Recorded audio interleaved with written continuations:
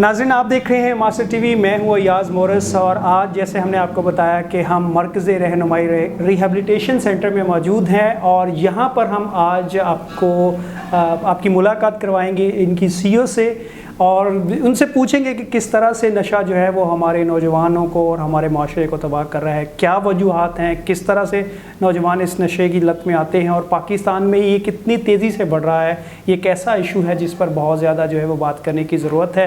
ना सिर्फ हम आज गुफ्तगू करेंगे, उनसे पूछेंगे, बल्कि इसके साथ साथ उन वालिदैन के लिए, उन लोगों के लिए जो इलाज के लिए जो रहनुमाई लेना चाहते हैं मरकज़ रहनुमाई रिहैबिलिटेशन सेंटर, उनको क्या क्या खिदमात और क्या क्या सर्विसेज प्रोवाइड कर सकता है, इस हवाले से बात करेंगे। सिद्रा अहमद हमारे साथ मौजूद हैं, सीईओ इस इदारे की, क्लिनिकल साइकोलॉजिस्ट हैं, आरजे हैं, बहुत सारी उनकी एडिक्शन थेरेपिस्ट हैं, उनकी ज़िंदगी के बहुत सारे पहलू हैं, लेकिन आज हम उनसे सिर्फ इस हवाले से बात करेंगे। सबसे पहले तो थैंक यू सो मच आज हमसे गुफ्तगू करने के लिए और हमें वक्त देने के लिए। ऑलवेज वेलकम है साहब। अच्छा, मुझे ये बताइएगा कि सबसे पहले तो पाकिस्तान में जो नशा है इस वक्त उसकी तादाद बहुत ज़्यादा बढ़ रही है। आपकी क्या जो है वो बीइंग अ क्लिनिकल साइकोलॉजिस्ट और इस पर आप काम कर रहे हैं, तो क्या वजूहात हैं, क्यों इतनी तादाद बढ़ रही है और किस किस किस्म के जो है वो नशे हैं जो नौजवानों को और हमारे माशरे को तबाह कर रहे हैं? बिल्कुल, ऐसे अयाज़ बहुत ही इंपॉर्टेंट सवाल है। सबसे पहले तो आपने जो सवाल किया कि तादाद के बारे में, अगर हम स्टैटिस्टिकली डेटा लेते हैं इसका ना, तो साइंटिफिकल जो रिसर्च कहती है 7.6 मिलियन जो पॉपुलेशन है वो नशा इस्तेमाल कर रही है पाकिस्तान का एरिया, ठीक है, जिसमें से 78% जो है हमारे मर्द हज़रात हैं और 22% हमारी ख़वातीन भी हैं, ठीक है। और सबसे अलार्मिंग सिचुएशन ये है कि 76 जो मिलियन पॉपुलेशन है वो इस्तेमाल तो कर रही है, लेकिन सालाना 40 लाख अफराद का इसमें इजाफा हो रहा है, ठीक है। अब इसके पीछे रीजंस क्या हैं, नशे से मुराद क्या है? लोग ये समझते हैं कि नशा, हम कोई बड़ा नशा तो नहीं कर रहे, सही, ठीक है, क्योंकि क्लैरिफिकेशन देने की ज़रूरत है ना। अगर हम उन्हें कहें कि जी चर्स का इस्तेमाल, मैं सिर्फ चर्स का इस्तेमाल करता था, इससे बड़ा नशा मैंने कोई इस्तेमाल नहीं किया, ठीक है। तो नशा तो एग्जैक्टली अगर हम कहें कि अगर आप स्मोकिंग कर रहे हैं और वो आपके कंट्रोल में नहीं है, तो इट मीन्स दैट वो भी आप नशा कर रहे हैं, ठीक है। आप किसी टोबैको का इस्तेमाल कर रहे हैं और वो आपके कंट्रोल में नहीं है और वो बार बार आपको मजबूर कर रहा है, क्रेविंग कर रहा है आपको कि मैं बार बार इसका इस्तेमाल करूँ, तो it means that you are suffering from addiction, ठीक है। आप टोबैको की जो लत है उसमें मुब्तला हो चुके हैं। लेकिन अगर हम बात करते हैं इन चीज़ों के लिए, तो लोग अप्रोच नहीं करते, लोग इस चीज़ को आम समझते हैं कि एक हमारी सोसाइटी में इसका जो इस्तेमाल है बहुत कॉमन है। लेकिन जो अप्रोच करते हैं लोग इलाज की तरफ जाने के लिए, वो हैं चर्च की अगर हम बात करें, हम हेरोइन की अगर बात करें, और बहुत ज़्यादा जो आम हमारी जनरेशन में है वो आइस और क्रिस्टल बहुत ज़्यादा कॉमन होता जा रहा है और इसका इस्तेमाल हमारी नौजवान नस्ल में तेज़ी से बढ़ता जा रहा है। और हमारा जो ये सेंटर है मरकज़ रहनुमाई रिहैबिलिटेशन सेंटर, नशे के जो आदी अफराद हैं उनका सिर्फ इलाज नहीं करता बल्कि उनकी रहनुमाई करता है और साथ साथ उनको रिहैबिलिटेशन की तरफ लेकर आता है, यानी उनकी ज़िंदगी में बहाली लेकर आता है। जो नशा करने की वजह से उनकी ज़िंदगी मुतासिर हो जाती है। एक नशा करने वाले इंसान की ज़िंदगी किस तरह से मुतासिर होती है, रिसर्च क्या कहती है, और ये जो बीमारी है, मैं यहाँ पे एक वर्ड इस्तेमाल करूँगी कि हम कहते हैं नशे की आदत, नशे की लत, लेकिन हम ये कहते हैं कि मेडिकल साइंस ने ये साबित कर दिया है कि नशा करने वाला फ़र्द जो है वो एक मरीज़ है, क्योंकि वो एक नशे की बीमारी में मुब्तला है। और नशे की बीमारी में मुब्तला जो शख्स है, जो कि मरीज़ है, उसकी ज़िंदगी के 4 पहलू मुतासिर होते हैं।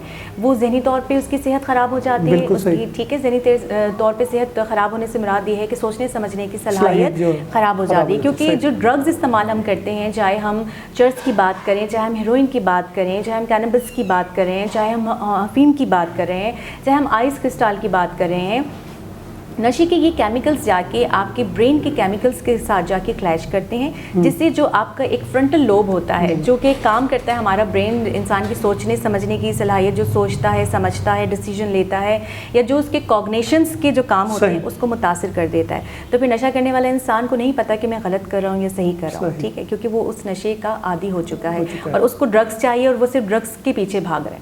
अब जब वो ड्रग्स के पीछे भागेगा तो डेफिनेटली माशरती तौर पर उसका पहलू मुतासिर होगा, उसके ताल्लुकात ख़राब होंगे, लोग इज़्ज़त की निगाह से नहीं देखेंगे उसको, क्योंकि उसका जो फ्रंटल लोब है वो मुतासिर हो चुका है नशे के केमिकल्स की वजह से। तो घर वालों को ये कंप्लेंट्स होती है कि अच्छा खासा इंसान था लेकिन अब बहुत ज़्यादा गुस्सा कर रहा है, बहुत ज़्यादा चिड़चिड़ापन हमें नज़र आ रहा है। तो फिर यही देखने की ज़रूरत है कि कहीं खुदा ना खास्ता आपके घर का जो फ़र्द है या आपका जो प्यारा है कहीं नशे की बीमारी में तो मुब्तला नहीं हो गया। फिर इस नशे के मरीज़ का रूहानी पहलू मुतासिर होता है, यकीन, एतमाद, भरोसा, खुद की ज़ात के ऊपर से उसका बनाने वाले पर कि प्रॉब्लम्स हल हो सकती हैं, ठीक है। अगर मैं टेंशन में हूँ اور وقتی فرار کے لیے جو ہے وہ وہاں سے اس نشے کا استعمال کرتا ہے. ٹھیک ہے, تو پھر یہ سب چیزیں ہیں کہ اس طرح سے ایک انسان کی جو صحت ہے وہ بھی متاثر ہوتی ہے, اس کے معاشرتی پہلو بھی متاثر, اور اوور آل اس انسان کی پوری لائف جو ہے اس کے فنکشنز جو ہیں ڈسٹرب ہونے لگتے ہیں. بلکہ اس کے ساتھ اس کا فیملی کا بھی جو ہے بہت پوری متاثر ہوتی ہے. بالکل ایسا ہی میڈیکل سائنس جب اس کو کہتی ہے کہ یہ ایک بیماری ہے تو ہم اس کو کہتے ہیں کہ it's just not a brain disease. یہ صرف ایک دماغی یا ذہنی بیماری نہیں, یہ ایک فیملی ڈیزیز ہے, کیونکہ کرتا ایک انسان ہے اور اس کا جو سفر ہے نا وہ پوری کی پوری فیملی کو کرنا پڑتا ہے. ٹھیک ہے, اور یہ ایک جان لیوا بیماری ہے. ٹھیک ہے, ہماری سوسائٹی میں اس حوالے سے اتنی اویئرنیس نہیں ہے, لوگوں کو نہیں پتہ, لوگ یہ سمجھتے ہیں کہ نشہ استعمال کرنا ایک بری عادت ہے اور ایک اسٹگما ہے ہماری سوسائٹی کا. میں یہ سمجھوں گی, میں یہ بالکل آپ نے بہت زبردست باتیں کی ہیں, اور ایک ٹیبو سا ہے ہمارے معاشرے میں اس پر بات کرنا جائے, اور بڑے کہا جاتا ہے کہ یہ تو امیروں کے ہیں اور یہ غریبوں کے ہیں اس طرح سے. بلکہ اب جو ہم ریشو دیکھ رہے ہیں, جس تعداد سے جس مقدار سے چیزیں بڑھ رہی ہیں نوجوانوں میں, وہ بڑا. پھر ایک اور ہمارے ہاں جو بڑا ایک چیلنج ہے اس حوالے سے کہ لوگ جب انیشلی بچے یا نوجوان اس میں نشے کی لت میں آتے ہیں تو والدین جو ہے وہ چھپاتے ہیں, یا بچے بھی جو چھپاتے ہیں, چھوڑنا وہ چاہتے ہیں, کوشش کر رہے ہوتے ہیں, لیکن کیونکہ انہیں کوئی سپورٹ سسٹم نہیں ملتا, اس وجہ سے پھر وہ آگے اتنا بڑھ جاتے ہیں کہ وہاں سے واپسی بہت مشکل ہوتی ہے. اور خاص طور پر بھی لوگ اگر علاج کے لیے بھی آتے ہیں تو وہ سٹیج پر آتے ہیں, تو اس وقت جب آپ کے پاس ایسے کیس آتے ہیں تو پیرنٹس کی کیا توقعات ہوتی ہیں, یا کیا آپ سمجھتی ہیں کہ اگر ایسے سائنز اینڈ سمٹمز پیرنٹس بچوں میں دیکھیں, یا ٹیچرز دیکھیں, یا محلے کے لوگ دیکھیں, یا فیملی کے لوگ دیکھیں, تو وہ کیسے رجوع کر سکتے ہیں اور اس کو ارلی سٹیجز پر سپورٹ مل سکے؟ ٹھیک ہے, بہت امپورٹنٹ سوال ہے آپ کا, اور یہی اویئرنیس میں سمجھتی ہوں کہ سوسائٹی تک پہنچنی بھی چاہیے. دیکھیے بات یہ ہے کہ اچانک سے ایک چینج آنا شروع ہو جائے گا. پیرنٹس کے لیے یہ میسج دینا چاہوں گی کہ اگر ان کا بچہ ہے تو وہ یہ دیکھیں گے کہ پڑھائی میں بہت اچھا تھا, بہت اچھے مارکس لے رہا تھا, بہت اچھے گریڈس لے رہا تھا, سڈن سے یہ ہوتا ہے کہ ڈکلائن کی طرف جا رہا ہے. ٹھیک ہے, اس کی پروگریس خراب ہو رہی ہے, ٹیچرس کی طرف سے رپورٹ آ رہی ہے کہ اس کا کانسنٹریشن نہیں ہے اسٹڈیز کی طرف, اور یہ بہت اچھا تھا اسٹڈیز میں لیکن ایک دم سے پتہ نہیں سے کیا ہو گیا, ہم انڈرسٹینڈ نہیں کر پا رہے ہیں. یہ رپورٹ آپ کو اسکول, کالج, یونیورسٹی کی طرف سے آ سکتی ہے.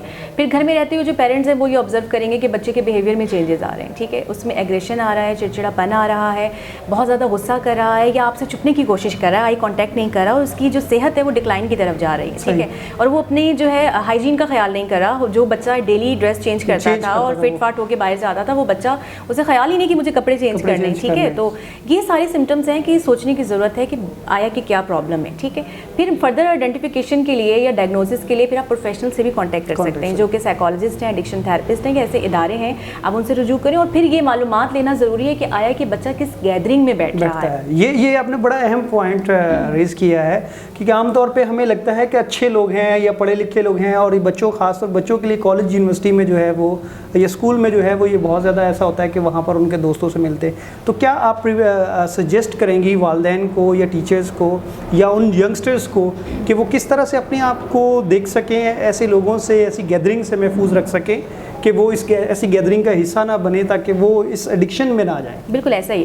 دیکھیے بات یہ ہے کہ یہ تو بڑی سمجھنے کی ضرورت ہے. سم ٹائم ہم لوگ بینگ اڈلٹ ہو کر بھی نہیں جو ہے نا یہ سمجھ پاتے کہ ہمیں کس جگہ جانا چاہیے اور کس گیدرنگ میں بیٹھیں تو ہم سیف رہیں گے, کیونکہ نشہ اتنا زیادہ کامن ہو رہا ہے. ٹھیک ہے, اگر ہم دیکھیں کہ ہر جو ہے تیسرا چوتھا فرد جو ہے وہ نشے کی بیماری میں مبتلا ہے, تو کہنا غلط نہیں ہے ہمارا یہ. ٹھیک ہے, تو بہرحال اور start from very simple smoking سے وہ شروع کرتے ہیں. اور وہ اچھا ہاں, ریسرچ یہ کہتی ہیں کہ کسی بھی نشے کی طرف جاتے ہوئے یا نشے کا عادی بنتے ہوئے, جیسے کہ لوگوں کی زبان ہے کہ میں بڑا نشہ کیا ہے جی, چرس ہے, ہیروئن ہے, اوپیائڈز ہیں, یہ کرسٹال آئس ہیں, یہ بڑے نشے ہیں, اور ٹبیکو جو ہے یا اسموکنگ چھوٹا نشہ ہے. تو یہ انیشیل اسٹیج ہے. ریسرچ یہ کہتی ہیں کہ اگر آپ سگریٹ کا استعمال کرتے ہیں تو وہ پہلا اسٹیج ہے آپ کو دوسری ڈرگس کی طرف لے کے جانے کے لیے. ٹھیک ہے, تو کوشش کریں جو لوگ تمباکو نوشی کا بھی استعمال کرتے ہیں, کیونکہ تمباکو نوشی کے ڈبے پر لکھا ہوا ہوتا ہے, سگریٹ کے ڈبے کے اوپر کہ جو ہے تمباکو نوشی صحت کے لیے مضر ہے. ٹھیک ہے, تو اس چیز کو ضرور پڑھیں, لیکن پھر بھی اویلیبل ہے.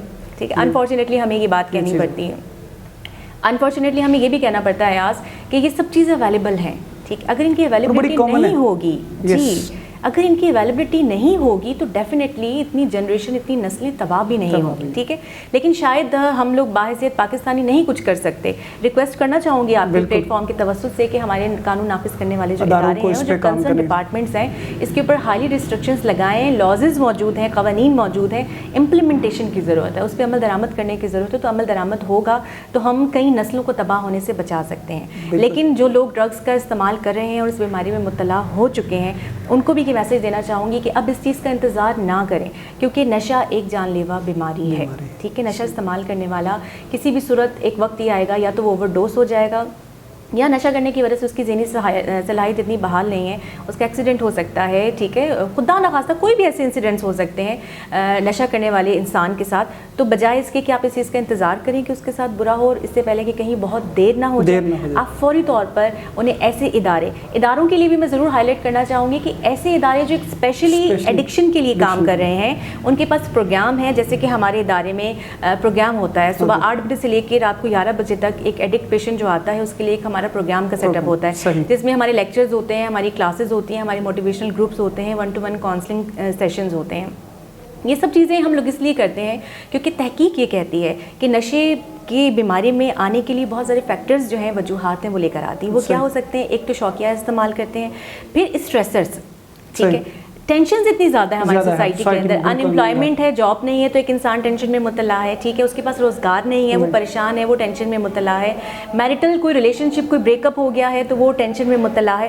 تو پھر سولوشن کیا ہوتا ہے کہ ہم سب ان ٹینشن سے نکلنے کے لیے نشے کا استعمال کیا جاتا ہے، کیونکہ یہ آپ کو وقتی فرار دیتا ہے. آپ یہ تو سمجھ رہے ہیں کہ وہ آپ کو وقتی فرار دے رہا ہے، لیکن نہ چاہتے ہوئے وہ وقتی طور پہ آپ کو ایک دھوکے میں لے کر جا رہا ہے، ٹھیک ہے، اور وہ دھوکہ آپ کو زندگی سے دور لے کر جا رہا ہے. تو ان ڈفرینسز کو سمجھنے کی ضرورت ہے. اپنے اوپر یقین اعتماد بھروسہ کریں کہ نشہ جو ہے کسی بھی پرابلم کا سلوشن نہیں ہے، ٹھیک ہے. ایڈکٹ پرسنس خود یہ کہتے ہیں کہ جب ہم نے نشے کا استعمال شروع کیا تھا تو وہ ایک چھوٹی سی کوانٹٹی سے کیا تھا، اور آج یہ کہ ملٹیپل ڈرگز استعمال کریں اور ہماری کوانٹٹی کا بھی پتہ ہی نہیں ہے کہ ہم کتنی حد تک استعمال کریں. اور اس پرابلم کو دور کرنے کے لیے نشے کا استعمال کیا تھا کہ ہماری یہ پرابلم حل ہو جائے، لیکن زندگی میں اور پرابلمز آ چکی ہیں. تھینک یو سو مچ. ہمارے ساتھ احمد جمیل صاحب موجود ہیں جو کہ مینیجنگ ڈائریکٹر ہیں اس ادارے کے اور کلینکل سائیکالوجسٹ ہیں، سوشل ورکر ہیں. ان کے ساتھ ہم بات کریں گے کہ کس طرح سے ان کا ادارہ جو ہے وہ لوگوں کی رہنمائی کر رہا ہے کہ وہ نشے کی لت سے جو ہے وہ کس طرح سے دوبارہ جو ہے وہ علاج ان کا ہوتا ہے یہاں پر، اور کس طرح سے دوبارہ وہ زندگی میں اپنی لائف کو دوبارہ سے گزار. سر سب سے پہلے تو تھینک یو سو مچ، بہت بہت شکریہ. مجھے یہ بتائیے گا کہ آپ نے یہ ادارہ شروع کیا تو اس کے پیچھے مقصد کیا تھا اور کیا سوچ تھی کہ آپ نے اس کا آغاز کیا؟ دیکھیں، سب سے پہلے مقصد تو یہی تھا کہ ایک خلق خدا کی خدمت کرنا، اور کیونکہ ڈرگ ایڈکشن ایک بہت ہی سمجھ لیں کہ ایک ہاٹ ایشو ہے اس وقت پورے دنیا کا بشمول پاکستان کا بھی. تو ابھی جو موجودہ تحقیقات ہیں اس میں تقریباً پاکستان کا نمبر بہت اوپر کی طرف ہی ہے ڈرگ ایڈکشن کے اوپر. تو اس فیلڈ میں کام کرنے کا مقصد ایک یہ بھی تھا کہ میرا ایک بیک گراؤنڈ بھی ایک سوشل ورکر کی حیثیت سے بھی میں ہوں اور سائیکالوجسٹ بھی ہوں، اور اس حوالے سے اس فیلڈ میں مینٹل ہیلتھ اور ڈرگ ایڈکشن میں کافی حد تک کام بھی تھا. تو پھر میں نے سوچا کہ چلیں میں بھی ایک اس خدمت میں اپنا قدم رکھتا ہوں، اور اس حوالے سے پھر اس کام کو شروع کیا اور اس کا آغاز کیا. اور مرکز رہنمائی ریہیبلیٹیشن سینٹر کی صورت میں ہم نے ایک یہ اس پلیٹ فارم کا آغاز کیا ہے کہ یہاں پر بھی ہم صرف ڈرگ ایڈکشن ہی نہیں، سائیکیٹرک ریہیبلیٹیشن بھی ہم پرووائڈ کر رہے ہیں. صحیح. تو یہ آپ کا ادارہ جو ہے وہ کس قسم کے، جیسے جو ہمارے بہت سارے ویورز ہیں ان کی رہنمائی کے لیے، کس قسم کے جو پیشنٹ ہوتے ہیں، کیا نیشنل جو ابتدائی طور پر ہے نشے کے عادی، یا بالکل جو نشے سے، کہ کس طرح کے لوگ جو ہے وہ آپ کے پاس آ سکتے ہیں اور آپ کیا کیا سہولیات انہیں فراہم کرتے ہیں؟ جہاں تک سوال ہے نشے کی بیماری کے حوالے سے کہ کون کون سے لوگ ہمیں اپروچ کر سکتے ہیں، تو تمام قسم کے نشے بشمول کیمیکل اور نان کیمیکل. یہ بھی ایک ڈفرینس ہے کہ کچھ لوگ یہ سمجھتے ہیں کہ صرف نشہ وہی ہے کہ جو کوئی چیز وہ استعمال کر رہے ہیں، جسم میں داخل کر رہے ہیں. لیکن ہم نے یہاں پر ایک سہولت یہ بھی رکھی ہے کہ جن کے ساتھ کوئی نان کیمیکل ایڈکشن، مطلب کوئی بیہیویئر اس طرح کا ہے جس کی وجہ سے وہ اس لت میں پڑ چکے ہیں، اس رویے کو چھوڑ نہیں پا رہے، تو یہاں پر بھی ہم ان کو باقاعدہ کاؤنسلنگ کے تھرو اور سائیکو تھراپی کے تھرو ان کو اس چیز کی روشنی دیتے ہیں، اس چیز کی آگاہی دیتے ہیں کہ وہ اپنے اس عادت کو کس طرح سے اوور کم کر سکتے ہیں. تو ہر طرح کے نشے، چاہے وہ کیمیکل میں ہو یا نان کیمیکل میں ہو، تو ان کی یہاں پر سہولت موجود ہے. یہاں پر سائیکو تھراپی ہے، یہاں پر کاؤنسلنگ ہے، اور یہاں پر سائیکیٹرسٹ کی سہولت بھی موجود ہے. اس کے علاوہ سوشل ورکرز کی سہولت موجود ہے، اور ریکورنگ کاؤنسلرز ہمارے ساتھ موجود ہیں جو آلریڈی اس بیماری میں مبتلا رہ کر، اور ایک طریقہ علاج جو ہم پرووائڈ کرتے ہیں یہاں پر، اس جو کہ ایک دنیا کا ایک بہترین طریقہ علاج ہے، جو کہ تمام دنیا میں جو جتنے بھی جو ریہیبلیٹیشن سینٹرز ہیں جو پروفیشنل ورکنگ کر رہے ہیں اس طریقے کو اڈاپٹ کرتے ہیں. تو اس طریقے سے نکلے ہوئے ہمارے پاس ایسے ریکورنگس موجود ہیں جو نئے آنے والے مریضوں کو ایک راستہ دکھاتے ہیں, ان کے لیے ایک لائف ایگزامپل ہوتے ہیں. تو ان تمام فیسلٹیز کے تھرو ہم ان پیشنٹس کو دوبارہ سے زندگی کی طرف لانے کی کوشش کرتے ہیں. سر بہت شکریہ, آپ نے یہ گفتگو ہمارے ساتھ کی. اور ویوز, جیسے ہم نے شروع میں بتایا تھا کہ آج ہم اس ادارے کا آپ کو وزٹ کروا رہے ہیں, اور اس کا مقصد یہی تھا کہ بہت سارے لوگ جو اس دلدل میں پھنس جاتے ہیں, کس طرح سے انہوں نے واپس آنا اور اس کو ایک بیماری کے طور پر ٹریٹ کرتے ہوئے زندگی کی بحالی میں دوبارہ جو ہے وہ یہ مرکز جو ہے وہ اپنی خدمات سر انجام دے رہا ہے. اپنا بہت سارا خیال رکھیے گا. Thank you so much.